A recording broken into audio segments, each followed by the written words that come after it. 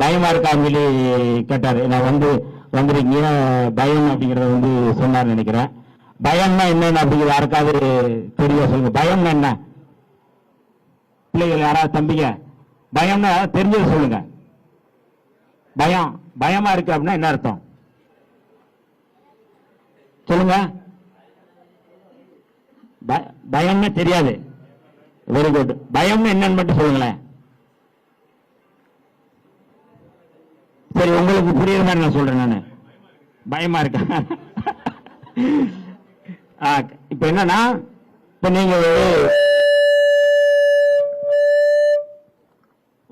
உங்க ஊர்ல இந்த பகுதியில் இருப்பீங்க. இந்த பகுதியில் ஒரு கிணறு இருக்குன்னு வச்சுக்கோங்க. அந்த கிணத்துல நீங்க சுத்திட்டு இருக்கிற கிணறு, நீங்க குளிச்சுட்டு இருக்கிற கிணறு இருக்கா இல்லையா? அந்த கிணறுல நீங்க இறங்கி குளிப்பீங்க எல்லாம் பண்ணுவீங்க. ஆனா நானோ சாரோ வரும்போது நீங்க குளிச்சிருவீங்க, நான் குளிக்க மாட்டேன், குளிக்க முடியாது.